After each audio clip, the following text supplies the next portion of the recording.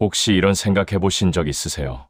40몇 년을 열심히 일했으니까 이제 좀 쉬어도 되지 않을까? 퇴직하면 여행도 다니고 손자들이랑 시간도 보내고 그렇게 노년을 보내면 되겠지. 그런데 막상 퇴직하고 나서 딱 3개월이 지나니까 통장이 말을 합니다. 이제 그만 쉬어라고요. 지금 대한민국의 60세 이상 시니어 중에 다시 일터로 나간 분이 얼마나 되는지 아십니까? 무려 380만 명입니다. 이분들 대부분은 돈이 많아서 일하는 게 아닙니다. 먹고 살기 위해서, 아프지 않으려고, 자식한테 짐이 되지 않으려고 다시 신발끈을 묶은 겁니다. 오늘 이 영상 끝까지 보셔야 합니다. 왜냐하면 지금 이 이야기가 남의 이야기가 아닐 수 있거든요. 그리고 영상 후반부에는 지금 이 현실에서 그나마 버틸 수 있는 현실적인 방법들도 같이 이야기해 드릴 겁니다. 절대 뻔한 이야기 아닙니다. 진짜 도움이 되는 내용입니다. 자, 시작합니다. 그 전에 이 채널을 처음 찾아오신 분들께 말씀드리고 싶습니다. 저는 여기서 화려한 말로 포장하거나 여러분 기분 좋으라고 거짓말하지 않습니다. 현실을 있는 그대로 따뜻하게 그리고 솔직하게 이야기하는 채널입니다. 이런 콘텐츠가 마음에 드신다면 구독 버튼과 좋아요 그리고 알림 설정까지 눌러주시면 정말 감사하겠습니다. 여러분의 그 한 번의 손길이 이 채널이 계속 이어질 수 있는 가장 큰 힘입니다. 자, 이제 본격적으로 이야기를 시작해 보겠습니다. 65세 김 부장이라고 불렸던 그분의 이야기를 먼저 해드릴게요. 이분은 32년을 한 회사에 다닌 분이에요.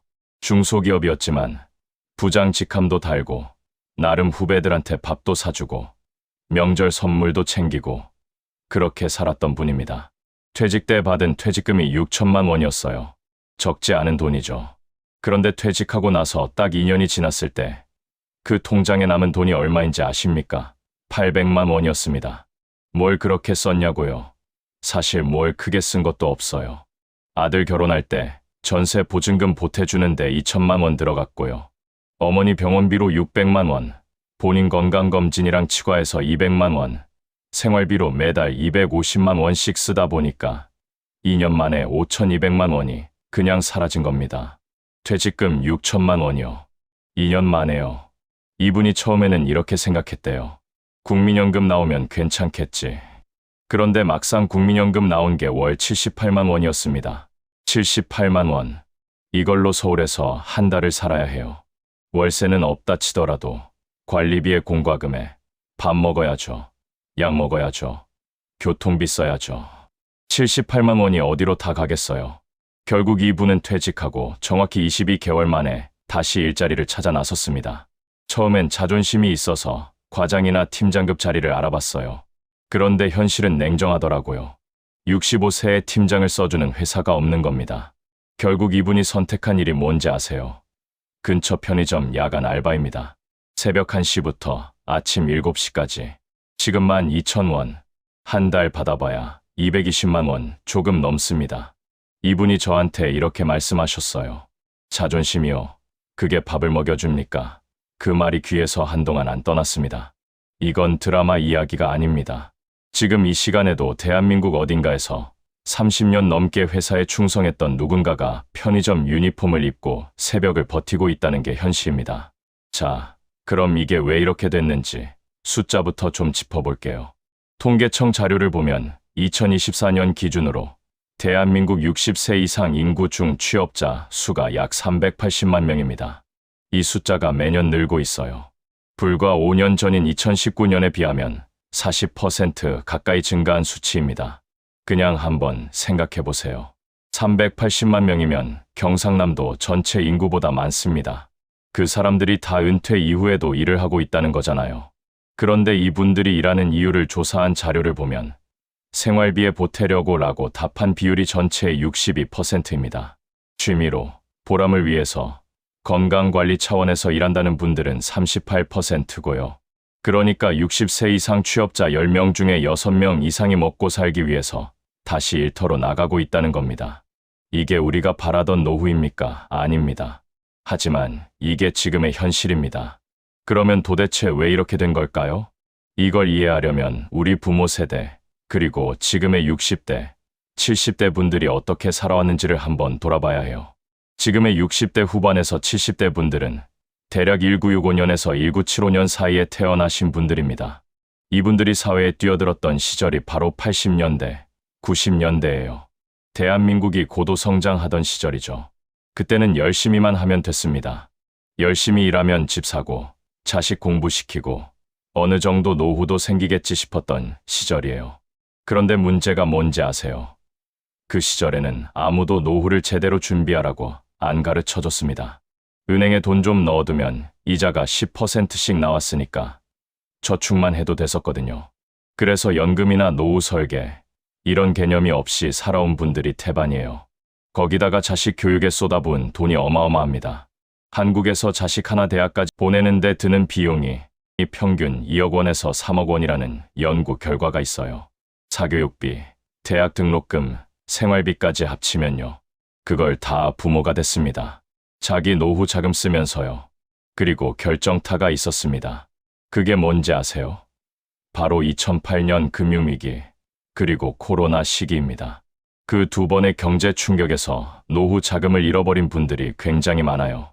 주식에 넣었다가 반토막 난 분들, 자영업 차렸다가 쫄딱 망한 분들, 이분들이 결국 가진 게 국민연금 하나밖에 없는 상태로 은퇴를 맞은 겁니다.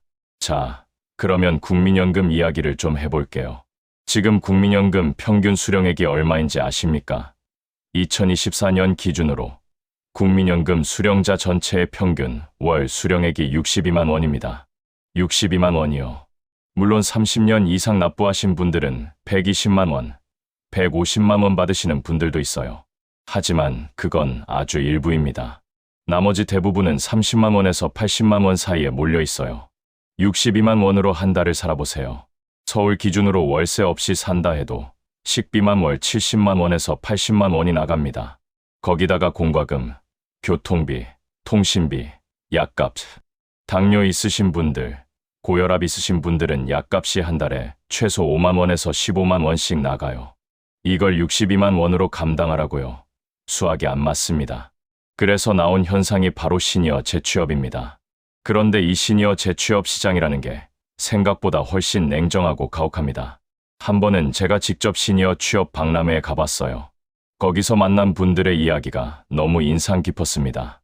72세 박 씨 할아버지를 만났는데요. 이분은 35년 동안 제조업 공장에서 일하셨던 분이에요. 용접 기술을 가지고 계셨고 그 방면에선 정말 베테랑이셨습니다. 그런데 65세에 공장에서 권고사직 당한 이후로 같은 업종에서 재취업이 안 되더래요. 나이를 보자마자 면접도 없이 탈락이 되는 경우가 허다했답니다. 결국 이분이 찾아간 곳이 아파트 경비 자리였어요. 아파트 경비, 요즘은 자리도 없습니다. 지원자가 얼마나 많은지 아세요? 서울 어느 중소형 아파트 경비직의 지원자가 42명이 몰렸다는 기사를 본 적 있어요. 42명이 한 자리를 놓고 경쟁하는 겁니다. 경력 좋고 건강하고 인성 좋아 보이는 분들이 치열하게 경쟁을 해요. 박 씨 할아버지는 5번 지원 끝에 겨우 경비직 합격했습니다. 월급은 200만 원이 조금 안 됩니다. 주로 야간 근무를 하세요. 낮에 주무시고 밤에 일하는 생활이 5년째 이어지고 있습니다. 이분한테 가장 힘든 게 뭐냐고 물어봤어요. 돈이요? 아닙니다. 입주민들한테 가끔 반말 들을 때요. 예전에 35년 동안 용접 장인으로 일했던 분이 지금은 거기요. 경비 아저씨라고 불리는 게 가장 힘들다고 하셨어요. 그 말을 들으면서 저는 말 한마디를 못했습니다. 이게 현실입니다. 그런데 이런 현실이 사실은 예전부터 예고돼 있었습니다. 우리가 그냥 모른 척했거나 아니면 몰랐거나. 지금 우리나라 노인 빈곤율이 얼마인지 아십니까? OECD 국가 중에 한국이 수십 년째 부동의 1위입니다. 2023년 기준으로 66세 이상 노인 빈곤율이 40%가 넘어요. 이게 무슨 말이냐면 66세 이상 어르신 10명 중 4명이 상대적 빈곤 상태라는 겁니다. OECD 평균이 14% 정도인데 우리는 그 3배 가까이 됩니다. 선진국 맞나 싶죠. 이게 현실입니다. 왜 이렇게 됐을까요? 여러 이유가 있지만 가장 핵심적인 이유 중 하나가 국민연금 역사가 짧다는 겁니다. 우리나라 국민연금 제도가 본격적으로 시행된 게 1988년이에요. 그러니까 지금 70대 이상 어르신들 상당수는 국민연금을 제대로 납부한 기간이 짧거나 아예 없는 분들이 많은 거예요. 거기다가 퇴직금 제도도 문제가 있었습니다. 예전에는 퇴직금을 회사에서 직접 보관했기 때문에 회사가 망하면 퇴직금도 같이 날아갔어요. 지금이야 퇴직연금 제도가 생겼지만 그 혜택을 제대로 받은 세대는 지금의 50대 이하가 될 겁니다. 이걸 정리하면 지금의 60대 후반에서 70대 어르신들은 노후를 준비할 구조적인 기회 자체가 없었다고도 볼 수 있어요. 열심히 살았는데 시스템이 버텨주지 않은 겁니다. 자, 그럼 이번에는 자식 이야기를 해볼게요. 많은 시니어분들이 자식한테 부담 주기 싫어서 다시 일을 한다고 말씀하십니다. 이 말 속에 얼마나 많은 감정이 담겨 있는지 아세요? 생각해보세요. 30년, 40년을 자식 먹이고 입히고 공부시키고 결혼까지 시켜놨는데 이제 본인이 도움이 필요한 나이가 됐을 때 자식한테 전화해서 이번 달 생활비가 좀 빠듯하다는 말을 못하는 겁니다. 왜냐고요? 자식도 살기 힘드니까요. 지금 30대, 40대들도 살기 빠듯합니다. 집값은 천장을 뚫고 아이 키우는 비용은 어마어마하고 대출 이자에 치이고 거기다가 부모님한테까지 돈을 드리라고 하면 그게 자식한테 얼마나 부담이 될지 부모 입장에서는 더 잘 알거든요. 그러니까 자식한테 말을 못하고 혼자 감당하려고 다시 일터로 나가는 겁니다. 이게 얼마나 외로운 삶인지 생각해 보셨어요? 70세에 새벽 5시에 일어나서 아파트 경비실 앞을 쓸고 주민들한테 인사하고 밤에 혼자 경비실 불빛 아래서 도시락 먹는 그 모습, 그게 남 이야기 같으세요? 저는 그분들이 진짜 강한 분들이라고 생각합니다. 자식한테 짐이 되지 않으려고 그 나이에 다시 신발끈 묶고 일터로 나가는 분들이요. 그 강인함이 존경스럽기도 하면서 그 현실이 너무 가슴 아프기도 합니다. 이번에는 좀 다른 각도로 이야기를 해볼게요. 시니어 일자리 시장을 들여다보면 크게 두 가지 세계가 있습니다. 하나는 정부에서 지원하는 노인 일자리 사업이고요. 다른 하나는 민간 시장에서 스스로 취업하는 겁니다. 정부 노인 일자리 사업부터 보면 이게 규모가 꽤 큽니다. 2024년 기준으로 전국에 약 120만 개 이상의 노인 일자리를 지원하고 있어요. 공익활동형, 사회서비스형, 시장형 이렇게 세 가지로 나뉘는데요. 공익활동형은 학교 급식 보조, 마을 환경 정비 같은 활동을 하는 건데 월에 27만 원 받습니다. 27만 원이요. 하루에 3시간씩 월 열흘에서 열이틀 활동하고 27만 원. 이게 생계에 실질적인 도움이 되냐 하면 솔직히 빠듯합니다. 보조적인 수입이지 이것만으로는 살 수가 없어요. 사회서비스형은 노인 돌봄, 장애인 지원 같은 활동을 하는 건데 월에 약 70만 원에서 80만 원 선입니다. 이게 그나마 좀 낫죠. 하지만 경쟁이 치열합니다. 자리가 많지 않아서 신청해도 못 들어가는 분들이 많아요. 그러면 민간 시장은 어떨까요? 솔직히 말씀드리면 민간 시장에서 60대 이상이 취업하기가 매우 어렵습니다. 통계를 보면 55세 이상 구직자의 취업 성공률이 전체 구직자 대비 절반 이하예요. 특히 사무직이나 관리직은 더 어렵고요. 그나마 취업이 되는 분야가 경비, 청소, 돌봄, 음식점 주방 보조, 편의점, 주차 관리 같은 업종들입니다. 이 업종들의 공통점이 뭔지 아세요? 시급이 낮고 신체적으로 힘들고 사회적으로 대우를 잘 못 받는 경우가 많습니다. 그리고 계약 기간이 짧아서 언제 잘릴지 모르는 불안감이 항상 있어요. 그래서 어떤 분들은 아예 다른 선택을 하기도 해요. 퇴직금이나 남은 자금으로 작은 가게를 차리는 겁니다. 치킨집, 편의점 가맹, 작은 카페. 그런데 이게 정말 위험합니다. 통계청 자료에 따르면 음식점 자영업자의 3년 내 폐업률이 50%를 넘어요. 2명 중 1명이 3년 안에 문을 닫는다는 겁니다. 그리고 은퇴 후 자영업에 뛰어든 시니어 분들 중 상당수가 퇴직금까지 다 날리고 빈털터리가 되는 경우가 너무 많습니다. 가끔 동네 골목에서 보시잖아요. 작은 분식집이나 소형 카페를 운영하시는 60대, 70대 어르신들. 그분들이 오전부터 저녁까지 일해서 한 달에 얼마나 버실 것 같으세요? 임대료, 재료비, 인건비 빼고 나면 100만 원도 안 남는 경우가 허다합니다. 그러면서도 가게 문 닫을 수가 없어요. 왜냐하면 그 가게가 없으면 더 방법이 없거든요. 자, 이쯤에서 좀 숨을 돌리고 다른 이야기도 해볼게요. 일을 계속하는 게 나쁜 것만은 아닙니다. 사실 적당한 노동이 건강에 좋다는 연구 결과들이 꽤 있어요. 은퇴 후 완전히 활동을 멈추면 근육이 급격히 줄고 인지 기능도 빨리 떨어진다는 연구들이 있거든요. 그래서 어느 정도 몸을 움직이고 사람들과 교류하는 게 건강에는 도움이 됩니다. 문제는 그 일을 선택해서 하느냐, 아니면 어쩔 수 없이 해야만 하느냐의 차이에 있습니다. 좋아하는 일을 하면서 적당히 수입도 생기면 더할 나위 없겠죠. 그런데 현실에서 그런 조건이 갖춰지는 분들이 얼마나 되냐면 솔직히 많지 않아요. 대부분은 선택의 여지가 없어서 몸이 힘들어도 자존심이 상해도 그냥 해야 하니까 하는 겁니다. 그 차이가 삶의 질을 완전히 다르게 만듭니다. 자, 그러면 이제 이 현실에서 그나마 조금이라도 나은 방향으로 가려면 어떻게 해야 하느냐? 그 이야기를 해볼게요. 여기서부터가 오늘 영상에서 가장 중요한 부분입니다. 집중해서 들으세요. 첫 번째로, 국민연금은 최대한 늦게 받는 게 유리합니다. 많은 분들이 62세 혹은 63세가 되자마자 연금 신청을 하세요. 빨리 받고 싶은 마음, 당연히 이해합니다. 그런데 국민연금은 1년 늦게 받을수록 매년 7.2%씩 금액이 올라갑니다. 5년을 늦추면 36%가 더 나와요. 36%면 어마어마한 차이입니다. 예를 들어서 63세부터 월 80만 원 받는 분이 5년 늦춰서 68세부터 받으면 월 약 108만 원 받게 됩니다. 매달 28만 원 차이가 나요. 20년을 받는다고 하면 총 2,500만 원 이상 차이가 납니다. 물론 건강과 상황에 따라 달라지지만 오래 사실 분들은 늦게 받는 게 훨씬 유리할 수 있어요. 이건 한 번쯤 꼭 계산해 보실 필요가 있습니다. 두 번째로, 주거 비용을 줄이는 게 생각보다 엄청난 효과를 발휘합니다. 도시에서 사시는 분들이 지방 소도시나 농촌으로 이사하면 생활비가 30에서 50%까지 줄어드는 경우가 있어요. 월세가 없어지거나 대폭 줄고 식재료를 직접 기를 수도 있고 전반적인 물가 자체가 낮으니까요. 물론 도시에서 누리던 것들을 포기해야 하는 게 있어서 쉽지 않은 결정이기도 하죠.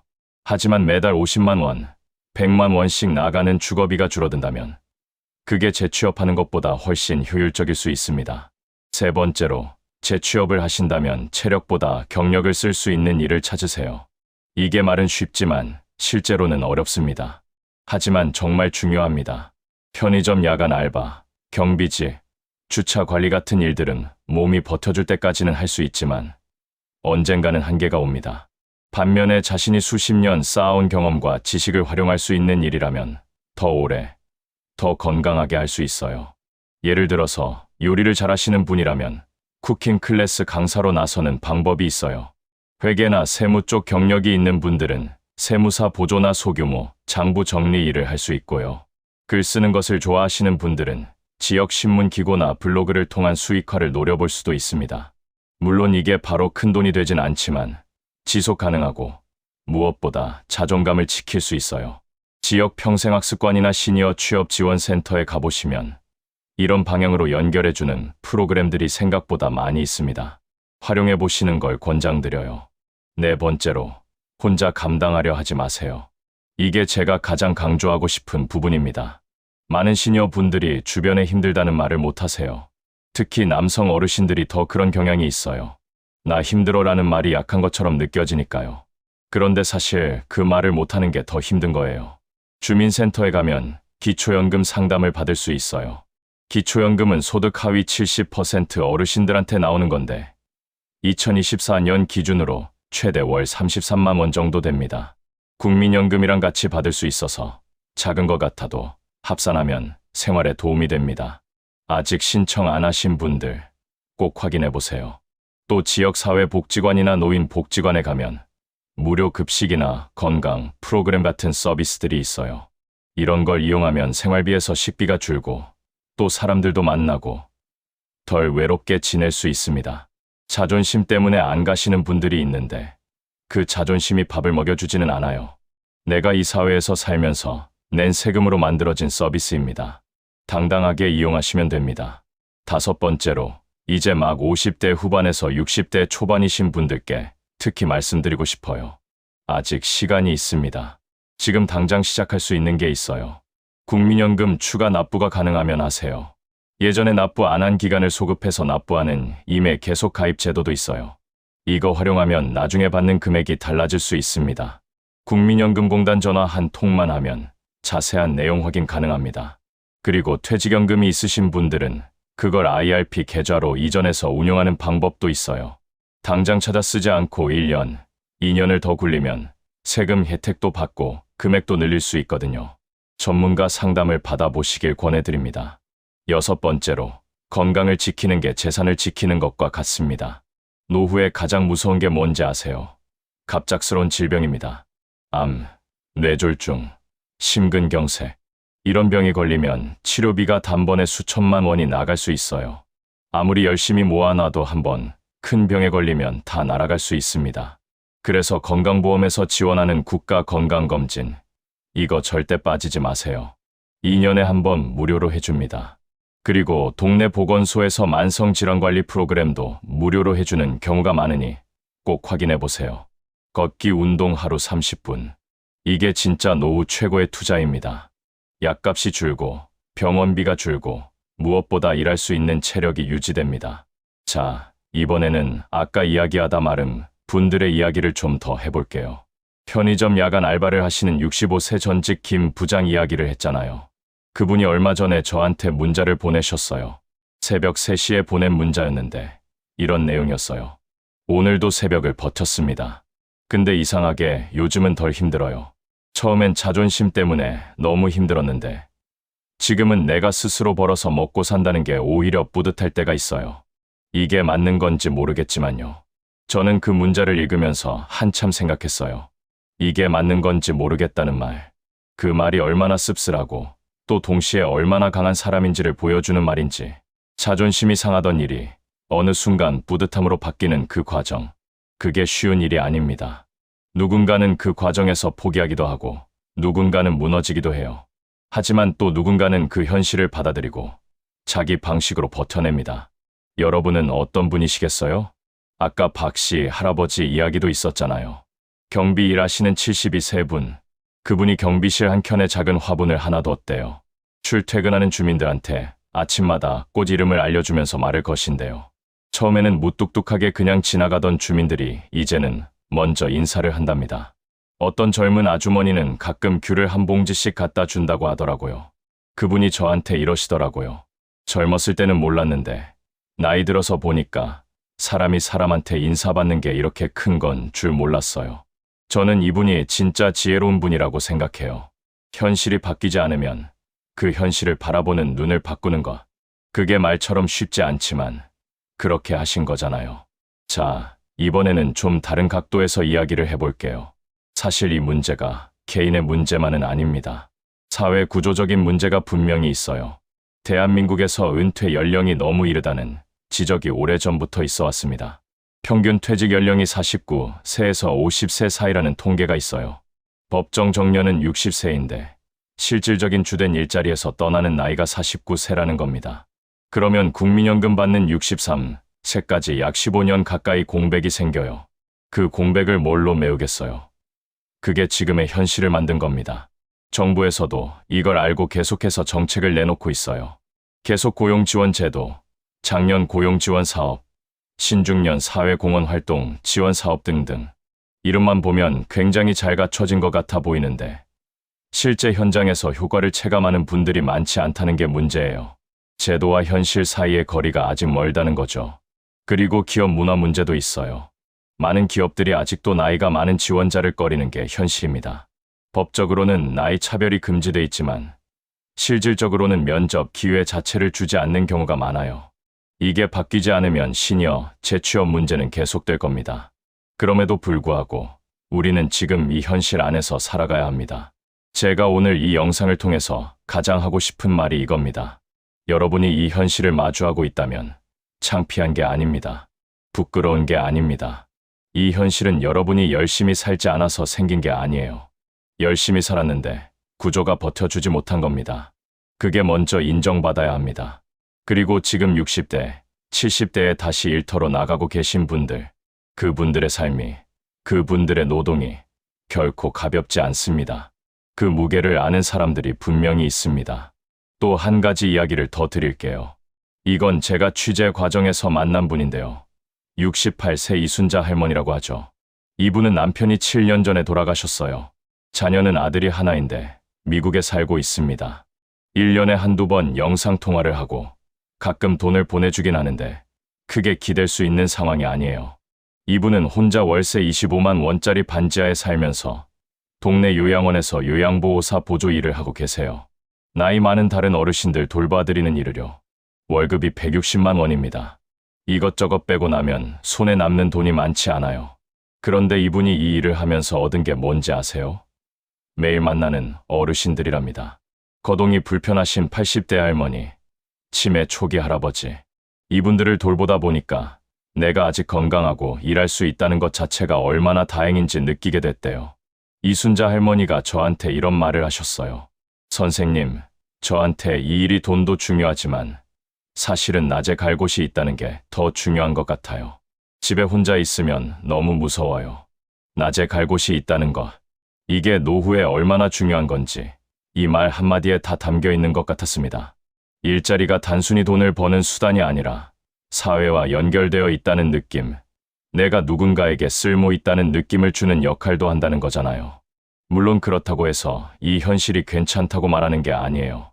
이 현실은 분명히 개선돼야 합니다. 하지만 지금 이 순간을 살아가야 하는 우리 입장에서는 그 현실 안에서 버티고 또 작은 의미라도 찾아내는 것이 중요합니다. 자, 그러면 아직 은퇴 전이신 50대 분들께도 한 말씀 드릴게요. 오늘 이 영상이 남 이야기처럼 느껴지시나요? 그러면 안 됩니다.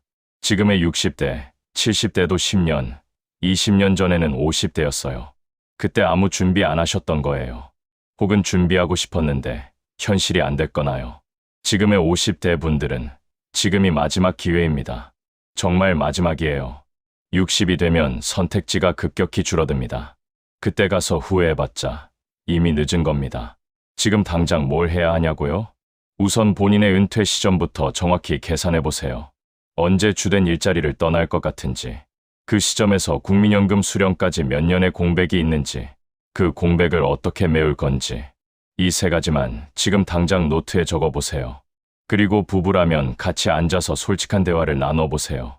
돈 이야기, 노후 계획 이야기. 많은 부부들이 이 이야기를 안 해요. 왜냐면 불편하니까요. 하지만 불편한 대화를 지금 하지 않으면 나중에 훨씬 더 불편한 현실을 맞게 됩니다. 그리고 국민연금공단 홈페이지나 전화를 통해서 지금 납부 현황과 이 예상 수령액을 꼭 확인해 보세요. 생각보다 적게 나오는 분들이 많아요. 그 현실을 직면하고 나서야 진짜 준비를 시작할 수 있거든요. 마지막으로 한 가지만 더요. 노후에 필요한 게 돈만이 아닙니다. 관계입니다. 나이 들어서 진짜 외로운 게 뭔지 아세요? 돈 없는 것도 외롭지만 전화할 사람이 없는 게 더 외로워요. 함께 밥 먹을 사람이 없는 것, 힘들 때 들어줄 사람이 없는 것, 이게 노후의 진짜 가난입니다. 그래서 지금 당장 지역사회에서 사람들과 관계를 만들어 나가는 것이 중요합니다. 동네 모임이든 취미클럽이든 종교 활동이든 뭔가 정기적으로 사람을 만나는 자리를 만들어 두세요. 그게 나중에 여러분의 가장 큰 자산이 될 수 있습니다. 오늘 이 이야기 무거우셨죠? 저도 이 내용 준비하면서 많이 무거웠습니다. 그런데 이 이야기를 해야 했던 이유가 있어요. 이 현실을 알아야 대비할 수 있고, 지금 이 현실 안에 있는 분들은 당신 혼자가 아니라는 걸 알아드리고 싶었습니다. 은퇴 후 다시 일터로 나가는 380만 명 중에 여러분이 있다면 그건 당신이 못난 게 아니에요. 그렇게 살아낸 게 대단한 겁니다. 그리고 아직 준비할 시간이 있는 분들은 오늘 이 영상 보고 나서 딱 한 가지만 해주세요. 국민연금공단에 전화해서 내 예상 연금 수령액 확인해보는 것. 딱 그것 하나만요. 거기서 다음 준비가 시작됩니다. 오늘도 어딘가에서 새벽을 버티며 살아가고 계신 모든 시니어 어르신들께 진심으로 고개를 숙입니다. 여러분의 하루가 조금 더 가볍고 조금 더 따뜻하기를 바랍니다. 다음 영상에서는 기초연금, 국민연금, 이 두 가지를 어떻게 하면 가장 많이 받을 수 있는지 아무도 제대로 안 알려주는 실질적인 방법을 다뤄볼 겁니다. 절대 놓치지 마세요. 오늘도 시청해주셔서 진심으로 감사합니다.